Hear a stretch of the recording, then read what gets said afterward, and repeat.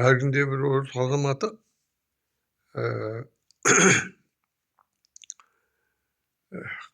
Қазақстанның жаңа ата заңы жөнінде жаңадан қабылданайын деп жатқан.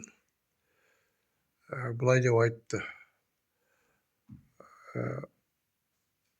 Осы ата заңға түзетулер пәленбай рет жасалды. Бірақ ол ата заң жақсарудың орнына әрбір түзетулерден кейін нашарлай түсті. Оны демократиядан құлдырап диктатураға қарай аяқ басуда деп айтты. Осы сөзбен келіспестікке амал жоқ. Демократиядан алшақтап кеткен, алшақтай түсіп бара жатыр деп айтқанда. Еще дальше от демократии дейді. Ал енді мына айтып жатқан адамдардың пікіріне қарап отырсам, басқа біздің айтып жатқан, жақтап жатқан, соны қабылдауға тырысып, елдің санасына бұл бір тамаша жетістік деп айтып жатқан адамдардың сөздеріне қарап отырсаңыз, расында да бұл жетістік сияқты болып суреттеліп жатыр. Енді осы айтып жатқан адамдарды тыңдап отырып, қайтадан ана конституцияны ашып осылардың айтқаны шын ба екен деп қарайтын болсаңыз, көп қайшылықтар бар, жөнделмеген, айтылмаған, ана адамдардың айтып жатқан көзқарастарын, пікірлерін ескермеген, сол қалдырып қойған бәрін. Мысалы, 95 жылы Назарбаевты жаңағы президентті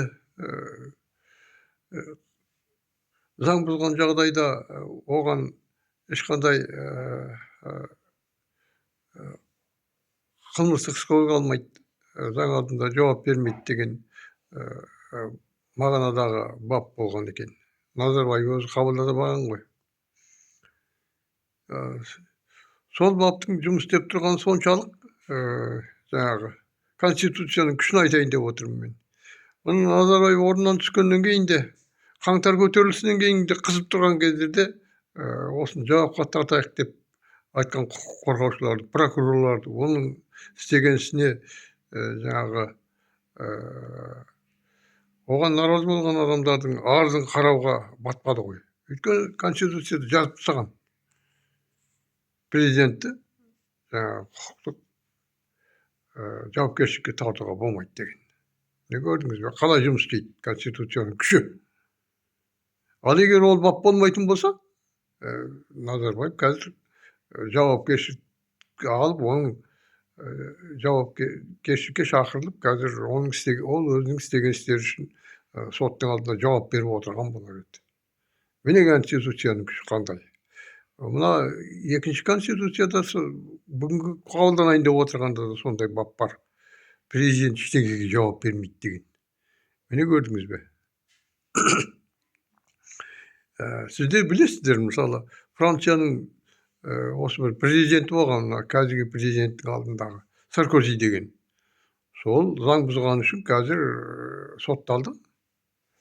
Оңтүстік Корея демократиялық мемлекет. Оның президенті заң бұзған. Оның семьясындағы әйел де мемлекет істеріне араласқан бір заң бұзушылықтары бар. Олар да заңға тартылды, сотталды кәдімгідей. Неге президенттер жауап бермеу керек өзінің істеген ісіне? Міне осы бапты қалай да алғызып тастау керек. Мынандай бапты қабылдатуға болмайды негізі.